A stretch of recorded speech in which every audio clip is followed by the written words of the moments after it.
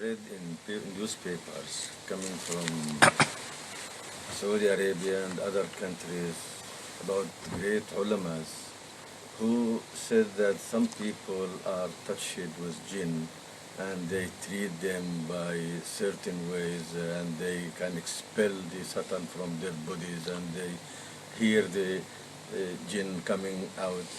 The big mufti, he said that in the papers. What is it true about this? Can these muftis offer themselves for trials and experiments to others? I don't know. Maybe. See, this is the point. About the word jinn, there is so much controversy in the world. There are people who believe that jinn, the word jinn, is applicable only to an invisible form of life, spirit-like, like a ghost. And that form of life is free to move anywhere it chooses. It can go through walls, it can go through anything, and it can be subjugated through verses of the Qur'an or through some other chantings, for instance. You say chant something like that, they say they can be subjugated and pressed into service of man. That is one view. And the same people also believe that the jinn can sometimes overpower man, forcibly occupy him. So a man lives with two souls and two minds during that period. It's called the haunting period. During the haunting, the jinn is present, and when you speak to the man, it is not the man who answers. Mostly it is, they say women, it is women who are haunted by jinns. It is the jinn who answers back. And the ulama say, we have some tricks up our sleeves. That is, we know some verses of the Qur'an. When we recite them, then the jinn runs away. Right? And some believe also that the jinns, through verses, can be turned into your servants. And if you tell a jinn to bring a chicken cooked somewhere else, he would just run for it and bring it like an agility, And the jinn of the Aladdin's lamp, you remember? Yes. Huh? In Alfu Laylatin wa Layla, Yeah. that jinn also created so many tricks, So these are the views. But those people, those countries where such jinns are believed to be available, and the great Sufis and ulama and mashayikh, they know how to capture them. They are third world countries, poor people. They can't make the jinn bring the oil out of the earth, spring out. And they cannot make the jinn build industry for them. What sort of jinn are they? You see, it's a strange thing. Now, in this regard, in this particular area, I'll refer to the Holy Quran and see what we find there. We find no mention of any jinn ever capturing a human being. From Bay to Sin, from the first letter to the last letter. Read the Quran 100,000 times, you will not find one mention where Allah tells us that jinn sometimes capture human beings. And if they do, then turn them out. But the Holy Quran tells us that the non-believers say that, not the believers. The Holy Quran repeatedly tells us, the mushrikeen in Makkah, the idolaters, they used to say, Behil Jinnah, Behil Jinn. And about other prophets also. The claim is never made by a prophet of God about anyone else that he has been captured by jinn. This is what I mean. See? So false people make the claim, the true people do not. And why did they say jinn? Because they believe that jinn is alimul ghaib. He knows things and he can do tricks.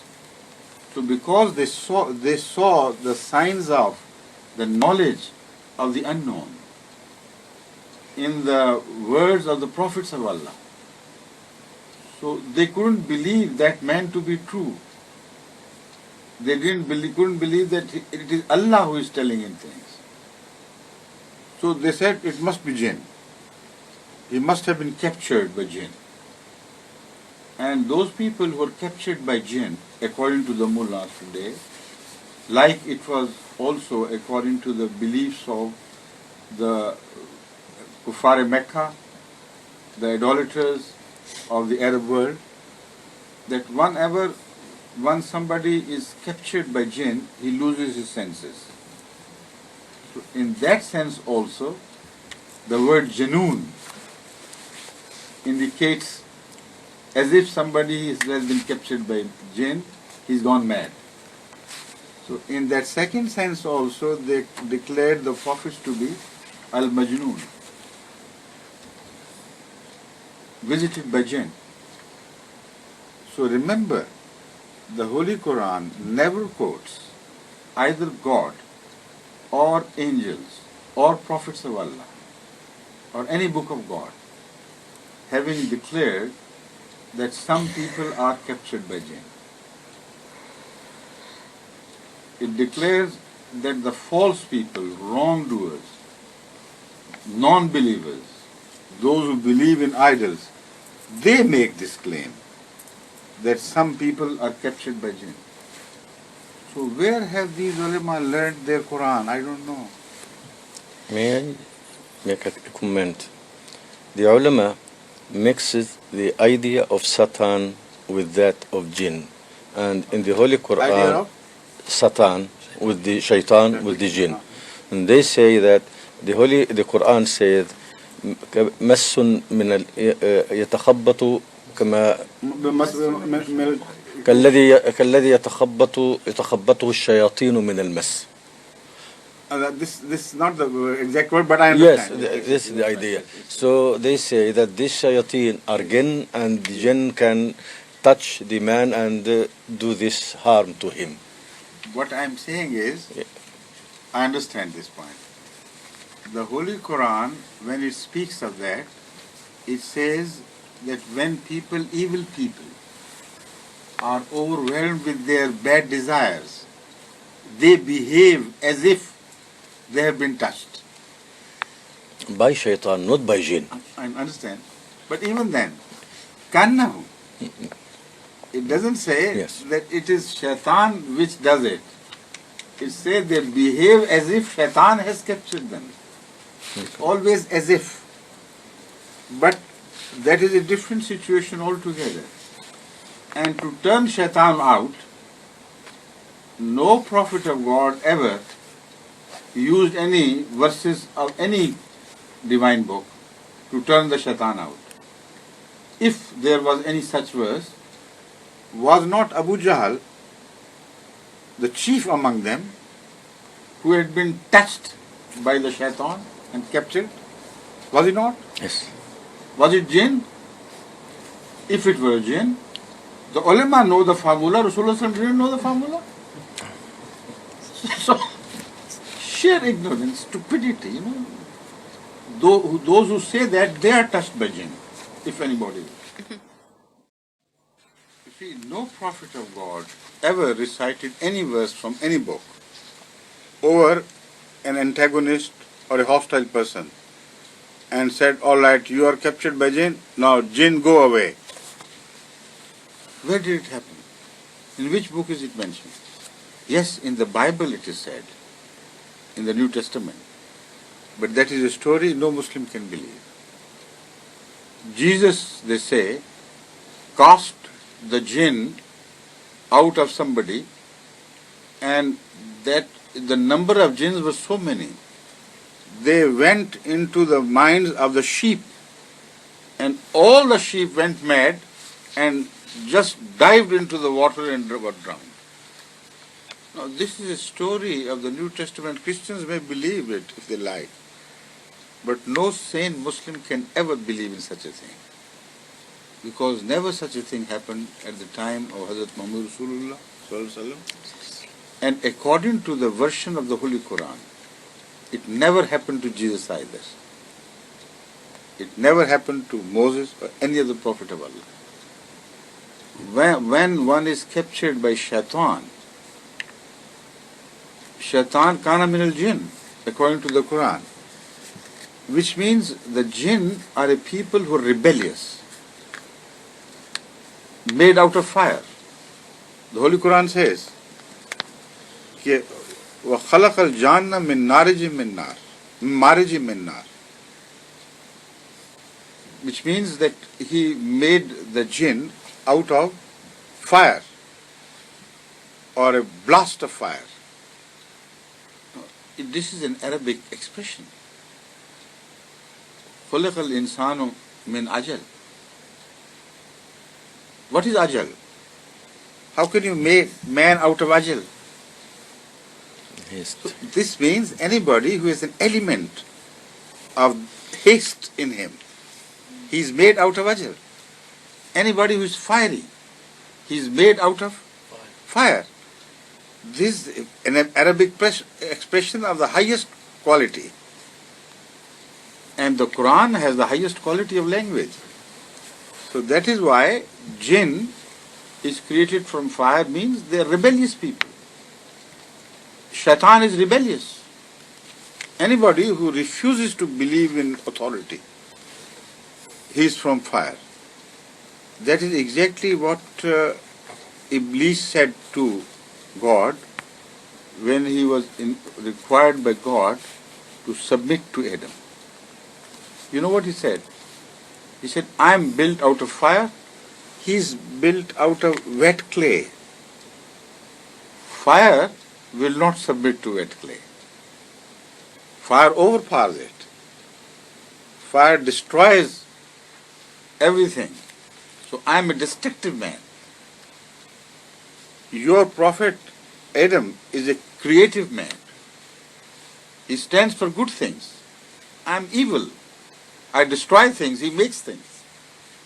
You see, wet clay makes things, and fire destroys them. The whole cities are raised to ground with fire. So he said, this is my nature. How can you expect me to bow to him? I said, all right, go away. But you're wrong when you say you will conquer the people of clay. When they submit to me, then they will reach beyond they'll go beyond your reach. You'll never be able to destroy them. This is what we read from the Quran. And Hazrat Muhammad Rasulullah sallallahu alayhi wa sallam understood the Quran more than anyone, any human being can ever claim. Correct? Now, what he thought of jinn or shaitan, the mullah says one and the same thing. Kana min al-jinn, so shaitan was a jinn. Right or wrong? Right. He was a jinn. And Rasul Kareem sallallahu alayhi wa sallam said, for every man there is a shaitan that runs into his blood. Where is that fire which runs into your blood or anybody else's blood? Somebody said, Ya Rasulullah, even in your blood there is a shaitan? I said, yes, but he has become Muslim. No, any man with an iota of common sense can understand this. He referred to shaitan or jinn to be that nafs-e ammara. Nafs-e ammara is a rebellious nature in man, When you say do good things, they say, no, I'm not going to do good things. Allah tells you to do this, do that, all the good things. Nafs-e Ammara says, no, don't believe, don't agree. So, Nafs-e Ammara of Hazrat Muhammad Sallallahu Alaihi Wasallam had got completely subdued. There was no evil voice ever rising from his heart, telling him to do bad things. That is the meaning of his shaitan becoming Muslim. So the Quran is a word of wisdom, profound wisdom. The word of God has to be a word of wisdom. So without wisdom you can't understand. That is the problem. The ulama also refer to the period of Hazrat Dawood and Hazrat Sulaiman and draw their authority from what we find about the Jinn having been captivated by Hazrat Dawood and Hazrat Sulaiman. Correct? Now, what did they do? They did very hard works for them. Masaniya kathira. And they built heavy industry out of this jinn in the Quran. Correct? So if they draw their authority from the Quran and they know how to do it, they should build some industry in Arabia. What are they doing there? Poor people, backward people of desert and other countries, those Arab countries which have some oil, all right, they are better off. But what about those who do not have any oil? These ulama should have the same jinn employed by Hazrat Dawood and Sulaiman and do some industrial work there. They can't. Which means they don't understand. While the Holy Quran gives enough clues for us to understand. But if you don't have wisdom, you can't do anything, unfortunately. The Holy Quran gives us the clue that these jinns of Solomon and David, peace be upon them, they were shackled in heavy chains. They were taken to work while they were imprisoned, bound in chains. It doesn't say they were bound in verses of the Bible or any of the other divine words. Have you ever read that in the Quran? And what sort of jinns are they who are shackled in chains? They are invisible things. They pass through the stone and walls and the metal. How could chains of iron hold them together? Only verses of the Quran, according to these ulama, could hold them together. And no verses are mentioned in the Quran. The Quran doesn't know that there are such verses. They know. Imagine. The Quran doesn't know that there are some verses which can bind jinns. The ulama know that there are some verses. So when you speak of the jinns of the Solomon and David, the Holy Quran says they were bound in heavy chains, which means they are hardy, sturdy people. They were rebellious people who had been enslaved by the power of Hazrat Dawood and Hazrat Sulaiman alayhi salam. With the grace of Allah, it was God who had given him power to conquer these people. Now, this is an old custom of those days. Even pharaohs, when they built the great pyramids, they used to move thousands of prisoners in shackles, from one place to the other, to carry heavy stones and heavy works, and they built the pyramids for them. So it is an old custom which is also mentioned in the Holy Quran with reference to Hazrat Dawood, Hazrat Sulaiman, and there is no wonder. So they were the rebellious people who knew, but at the same time, the Holy Quran doesn't say that even one single man was visited and haunted by one of the jinns of Hazrat Dawood. Show me the reference where it is.